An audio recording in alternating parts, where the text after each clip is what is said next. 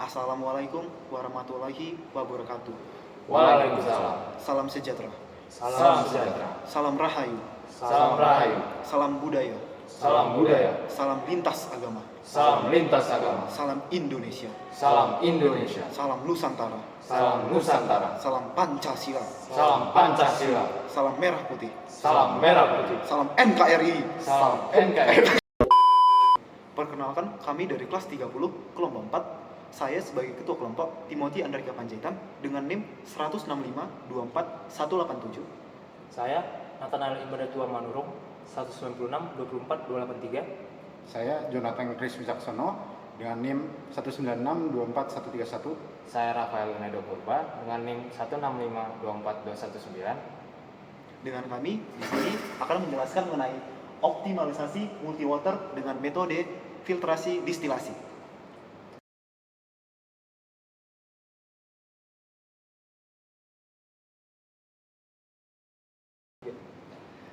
Kenapa kami memilih isu ini menjadi proyek kami kali ini? Yang pertama adalah berdasarkan UNESCO tahun 2014, mereka menyatakan bahwa kebutuhan air akan global meningkat sebesar 55%. Hal itu disebabkan karena peningkatan air akan industri meningkat sebesar 400% pada tahun 2050. Dan tidak hanya itu, pada saat ini faktanya 25% kota besar yang ada di dunia mengalami krisis air. Iswara tahun 2021 juga menyatakan di jurnalnya bahwa 6 dari 10 rumah tangga di Indonesia memperoleh air yang belum terjamin kualitas airnya. Ya, dan tidak hanya itu juga, di jurnalnya ia menyatakan bahwa keadaan air di Indonesia mengalami kelangkaan hingga kritis pada tahun 2045 nanti. Beberapa contoh kota yang disebutkan di jurnalnya adalah Sumatera Selatan, Nusa Tenggara Barat, dan Sulawesi Selatan. Hal ini kami melihat beberapa masalah yang menyebabkan krisis air, yaitu yang pertama karena infrastruktur pendistribusian yang tidak baik, dan tidak hanya itu, pengelolaan air baku dan adanya limbah pabrik dan limbah domestik juga mempengaruhi kualitas dan kuantitas air baku yang tersedia di Indonesia. Kelompok kami tidak hanya berfokus pada keadaan krisis air yang ada di Indonesia, namun kami juga ingin mengatasi masalah sanitasi yang ada di Indonesia. Faktanya, di Bogor pada tahun 2023 pernah mengalami keracunan makanan. Hal ini diidentifikasi karena kurangnya keadaan sanitasi yang baik. Oleh karena itu, kami ingin membuat suatu alat yang dapat memperoleh air bersih dari air kotor, menfiltrasi air kotor menjadi air bersih, dan menyediakan tempat sanitasi yang baik. Oleh karena itu, harapannya kami dapat menyelesaikan masalah krisis air yang ada di Indonesia, yang ada di dunia juga, dan masalah sanitasi yang ada di Indonesia, terutama di tempat-tempat makan di warteg Jatinangor.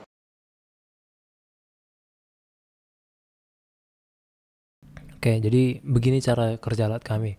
Pertama, di sini ada air kotor. Air kotor ini di sini akan dimasukkan ke dalam tangki yang seperti di nomor 1 ini. Lalu masuklah ke nomor 2. Nomor 2 di sini ada sistem filtrasi kami.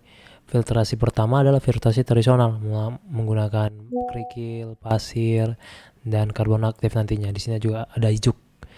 Jadi partikel-partikel padat dari air kotor ini sudah pasti tersaring sama ini, sama beberapa dari partikel halusnya yang mungkin tidak dapat dilihat dengan kasat mata. Tapi belum tentu semuanya yang belum nampak itu bisa difiltrasi. Makanya nanti di antara pipa 2 sama 3 di sini akan kami buat namanya membran ultrafiltrasi untuk memastikan bahwa air yang kotor tadi memang sudah benar-benar terfiltrasi. Jadi ketiga, ini sudah air yang sudah difiltrasi, air yang sudah bersih. Namun belum tentu pasti aman untuk dikonsumsi atau digunakan oleh masyarakat luas. Makanya akan dimasukkan ke dalam penampang 4. Di penampang 4 ini akan diletakkan dalam semacam kotak plastik yang atasnya akan berbentuk kaca. Gunanya kaca di sini apa? Pertama, kita namanya solar multiwater ultrafiltrasi. Solarnya di sinilah baru bekerja. Di sini ada sinar matahari yang akan memberikan cahaya ke air ini. Air ini nanti akan menguap karena panas dari matahari. Menguapnya, uap-uap ini akan ditangkap oleh atap-atap ini. Nanti akan mengembun di sini dan airnya akan mengalir langsung ke pipa ini akan mengalirkan ke 6. Jadi karena sudah panas tadi, berarti dia sudah distilasi, semacam dididihkan. Tapi kita tidak menggunakan listrik, namun menggunakan sinar matahari untuk memastikan kebersihan lingkungan. Jadi kan di 6 ini sudah air yang sudah difiltrasi sama distilasi yang sudah bisa dipakai. Namun di sini penting juga untuk kita ingat bahwa penampang dari semua penampang ini, penampang 6 biasanya yang paling penampang 4 biasanya yang paling kecil, karena dia yang nanti akan makan banyak budget, jadi paling kecil di sini. Gimana nanti kalau full, ya kan? Supaya nggak tumpah-tumpah akan diletakkan semacam namanya water level sensor di sini. Water level sensor ini kan mendeteksi tingkat ketinggian air, dan jika sudah melebihi dari luas tinggi penampang, nanti akan ada 2 keran, ada di sini dan di sini. 2 keran ini akan otomatis mati. Ini nanti sistemnya akan diatur oleh sebuah Arduino yang nanti akan disambungkan dengan water level sensor tadi. Nah, untuk budget sendiri dari alat kami ini bisa ditengok di sini. Kami bagi jadi 2 antara total biaya per bulannya. Biaya di sini mayoritas adalah bahan-bahan untuk filtrasi tradisionalnya yang akan harus diganti per bulan sekitar 130.000. Dan untuk keseluruhannya selain dari sistem filtrasi tradisional tadi, kami memperkirakan 553.000 untuk biaya tetapnya. Dengan asumsi kami bisa dapat bahan-bahan seperti ini, 1 buah balok kayu untuk alasnya, 4 lembar aluminium foil, 1 buah keping kaca, lem kayu kaca standar food grade, selang 1 meter, dan bor kayunya.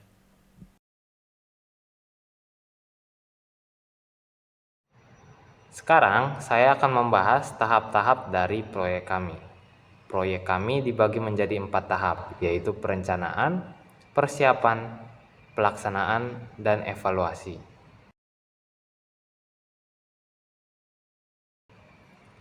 Perencanaan akan dimulai dari tanggal 2 sampai 3 September.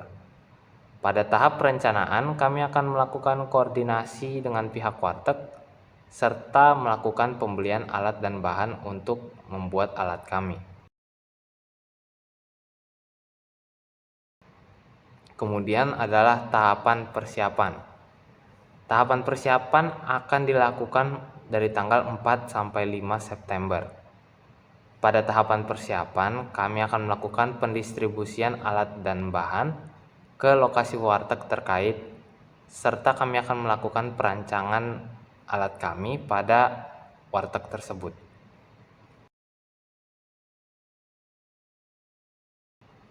Yang ketiga, pelaksanaan. Tahapan pelaksanaan akan dilakukan mulai dari tanggal 6 sampai 12 September. Pada tahap ini kami akan melakukan pemasangan, pembentukan, dan pembangunan alat kami pada warteg tersebut. Pada tahapan ini juga kami akan melakukan evaluasi harian terhadap masalah-masalah yang muncul ketika kami sedang membuat alat kami. Terakhir adalah tahapan evaluasi. Tahapan evaluasi akan dimulai dari tanggal 13 hingga 21 September. Pada tahap evaluasi, kami akan melakukan survei untuk mencari data yang terkumpul tentang saran atau dampak yang diberikan oleh alat kami untuk proyek-proyek kami ke depannya. Sekian tahapan dari proyek kami.